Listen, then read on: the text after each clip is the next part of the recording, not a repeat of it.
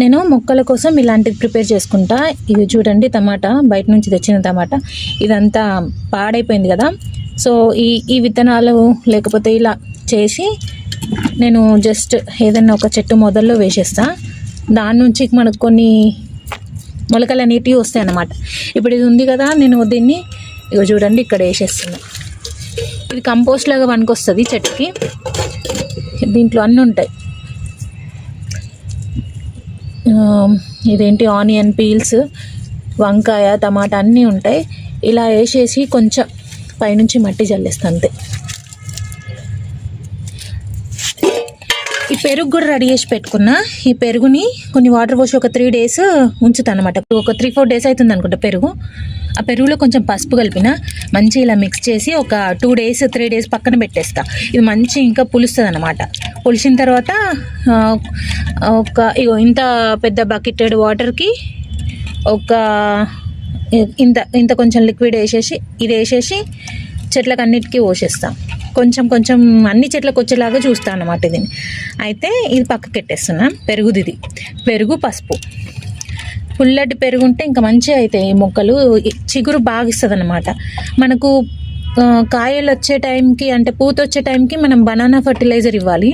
అప్పుడు క్రాప్ అనేది ఎక్కువ వస్తుంది. మంచి కాయలు, పండ్లు మంచిగా వస్తాయి. ఇది ఒక 2 days అయిన తర్వాత నేను చెట్లకి వేస్తాను.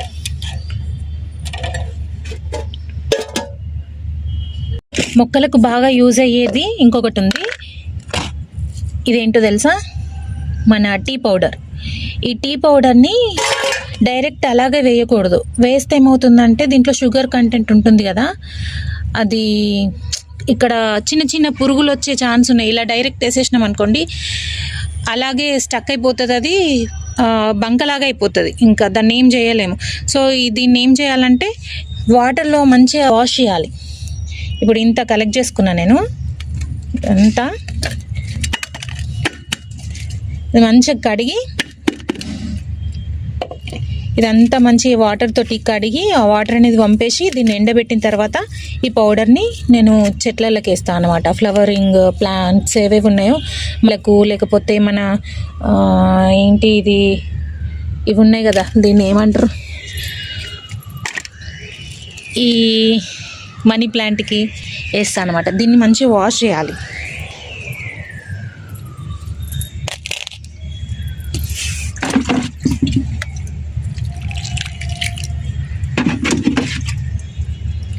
దీన్ని కూడా వేస్ట్ చెయ్యను నేను. ఈ వాటర్ని నేను ఇది చూడండి మంచిగా ఇది పొడి పొడిగా అవ్వాలి. ఇది కాసేపు ఇలాగే ఉంచితే వాటర్ ఏమైనా పైకి వచ్చేస్తాయి.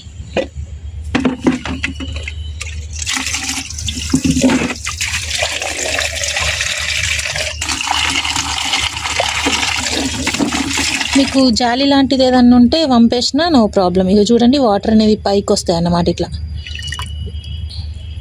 మంచిగా ఇలా గట్టిగా ఉండొద్దు, మంచిగా అనాలి.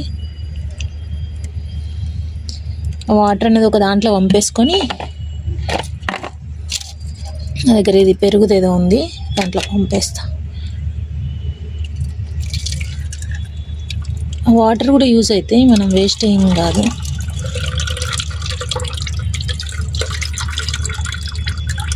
జాలి లాంటిది ఉంటే ఇంకా మీకు మంచిగా ఉంటుంది. కానీ డైరెక్ట్ టీ పౌడర్ మాత్రం అస్సలు వేయకండి. చిన్న చిన్న పురుగులు అయ్యే ఛాన్సెస్ ఉంటాయి అక్కడ, ఈగ పురుగులు లాంటివి చిన్నగా. దీన్ని ఇంకా పంపేసి నేను ఎండబెడతా. చూడండి ఇలా పొడి పొడిగా వచ్చింది కదా. వచ్చిన తర్వాత దీన్ని కొంచెం ఎండబెడతా. ఎండిన తర్వాత మనము ప్లాంట్స్కి అనేది వేసేయచ్చు. Lucky plant కావాలన్నట. అయితే నా దగ్గర ఈ కర్డ్ డబ్బాలు ఉన్నాయన్నమాట. అండ్ ఈ కొబ్బరి చిప్పలు కూడా ఉన్నాయి. చూడండి ఇలా ఉన్నాయి.